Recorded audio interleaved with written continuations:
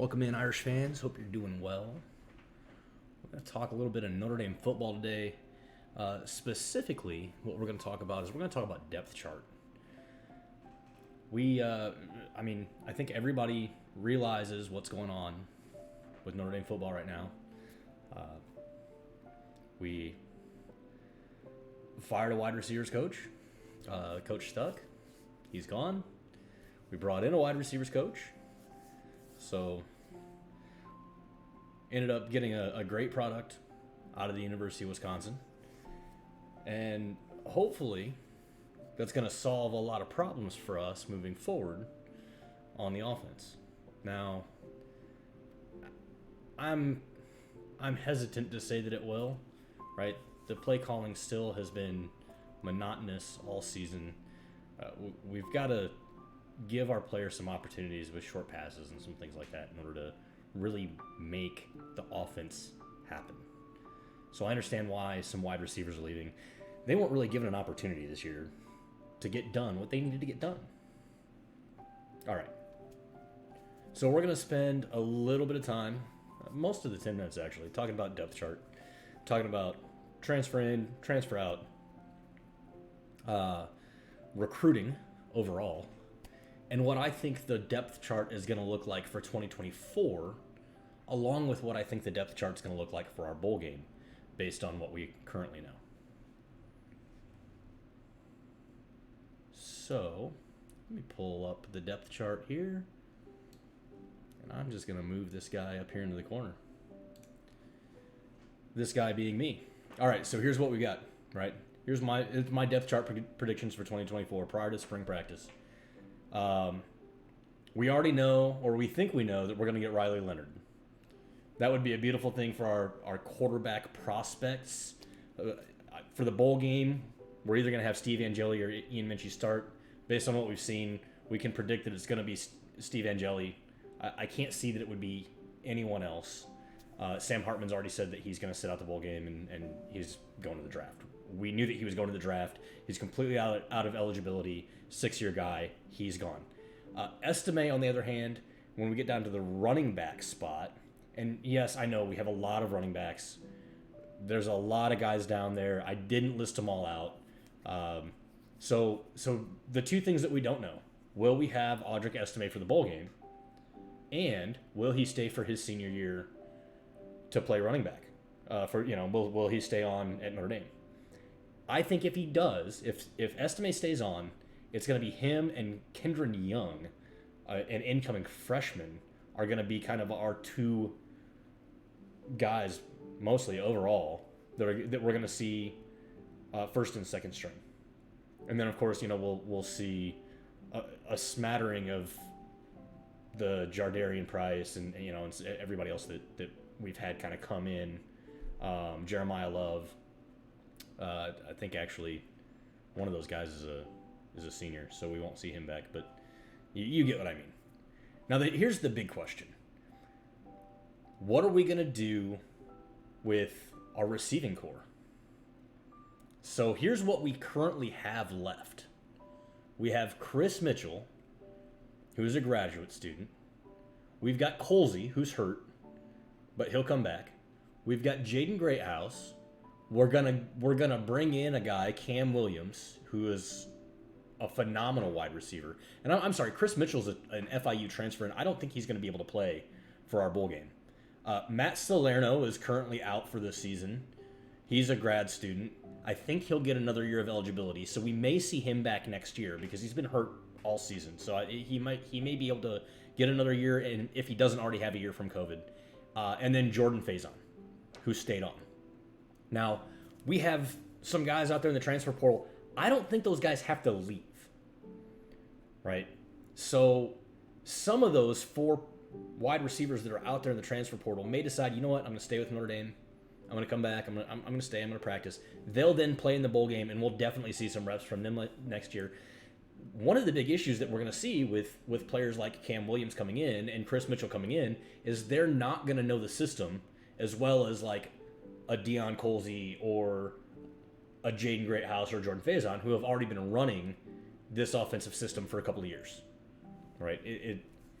it's hard to just learn a system and come in. You're going to get a lot of practices, but you're not going to know it as well as somebody else. So you'll run some wrong routes, and some things like that will happen, which causes mistakes for your quarterback. Your quarterback doesn't love that. Plus, Steve Angeli's already got some great rapport with some of these other guys. So if we don't get Riley Leonard, we'll certainly see Jordan Faison, Jaden Greathouse get a lot of reps. My big question is, and what I really wonder is, are these wide receivers waiting to find out if Riley Leonard comes in or not? Is that the question? Is that what they're waiting on in order to determine whether or not they're going to stay at Notre Dame? Now, we know Mitch Evans is going to come back, and Eli Raridon seems to have given himself or earned himself that second place spot. Holden Stays is transferring out, so we know what's going on there. And then this is what our offensive line looks like for the bowl game and probably for next year. Ashton Craig's going to be our snapper. Billy Strauss coming in, going to play right guard. Emil Wagner's going to be our right tackle. Pat Coogan is a redshirt junior. So he's a senior academically, but he's a junior eligibility wise. And Tosh Baker will probably come back one more year as our left tackle. And then we'll see some Gubri Lambert is going to be a new freshman coming in who we recruited. I anticipate he's a big kid. He's like 6'6", 315 pounds. I anticipate that we'll start rotating him in at left guard. Ultimately, he'll be our left tackle starting once Tosh Baker graduates and once Pat Coogan graduates, unless Pat moves to left tackle, right? So one way or the other, he's going to end up playing the left side of the football. He's right now, just the way he's built, if we coach him and train him well, he'll be in the next Joe Alt for our team. Amazing left tackle and easy early draft pick. Okay, so here's where it gets really kind of questionable, right? This is our defense. This is what our defense looks like right now if you remove anybody that's coming in that says freshman. Defensive end, we got Josh Burnham. Nose tackle, Gabriel Rubio. Defensive tackle, Riley Mills. Riley Mills hasn't declared whether or not he's going to the draft. I anticipate that he will. He may play in the bowl game, but he hasn't said anything. Our Viper is going to be junior Tui Halamaka. And I had to make sure that I said that right. And then we'll have Jaden Ashbury, Drake Bowen, who was a 4-star or 5-star recruit, middle linebacker. So they'll be our two inside linebackers.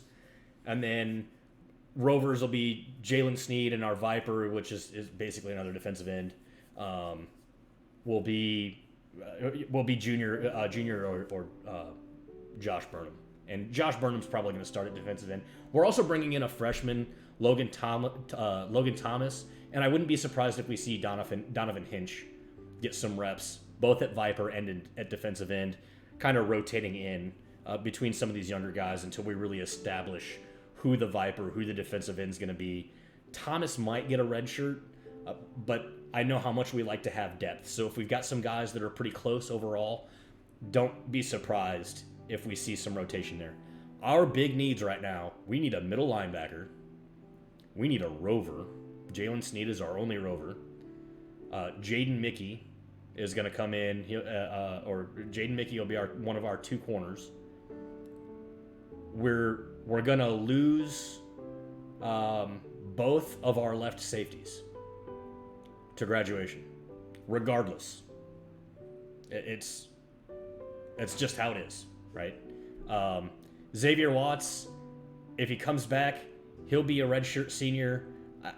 Again, that's a big question mark. We have no idea if he's coming back or not. He hasn't declared for the draft yet. He hasn't said anything about the bowl game yet. We're just all kind of sitting waiting. I kind of, he'll be an early draft pick if he decides to go. He's already kind of cleaned up on awards, but I would love to see him come back and have a phenomenal senior season. He's got 2 years of eligibility left, so it doesn't kill him if he gets hurt next year. I'd like to see it. I'd like to see him graduate and stay on. And then we'll bring in Jordan Clark as a graduate student transfer. So that'll be helpful as well. But you can see our secondary, we've had one of the top 10 secondaries and one of the top 10 defensive lines in the country this year. Our two best, highest producing groups are lacking right now. Now, I've got in here Sean Sullivan. He's a guy that we're bringing in. He's a guy that we've recruited. But we're really trying to recruit this guy that's currently committed to University of Georgia, Nnamdi Ogboko. And the reason we're trying to recruit Ogboko so hard is because we don't really have a guy behind Howard Cross who fits that nose tackle position well. Gabriel Rubio, I mean, he fits, but he's a little undersized. So we're trying to get a guy that's the right size. You know, we're trying to get that big 315 pound guy to come in and play, that's 6'6", to come in and play nose tackle. That's the kind of guy that you want in at that nose tackle position. Right now, most of our, even Howard Cross was considered undersized as a nose tackle. So we need to get somebody in there who can, who's got the size that we can kind of coach up and bring up to the next level. And honestly, I don't see a reason why somebody wouldn't want to come to Notre Dame and try to play nose tackle. Because, like I already said, we've got one of the best defensive lines in the country, top 10 defensive line in the country. So if anybody can coach us up, you're going to play. You're going to get reps. Call it out. And then our secondary.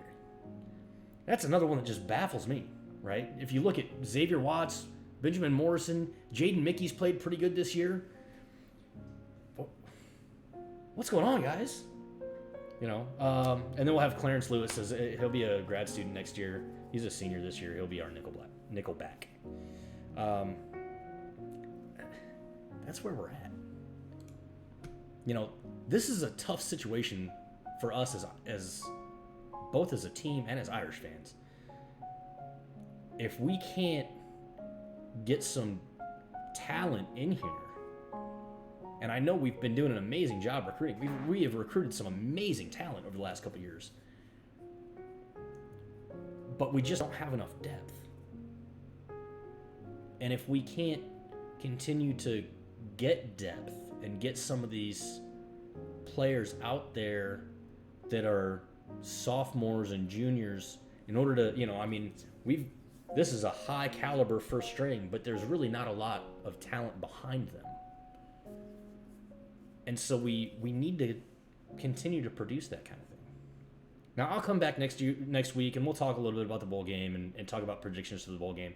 But I wanted to talk about this situation this week just because I think it's interesting. And I think that there's a lot to learn both from this situation that we have with the depth chart and to kind of think about as we get ready to move into the bowl game coming up here in late December. So that's it from me today. I love y'all. Go Irish. Keep looking up. We'll see you soon.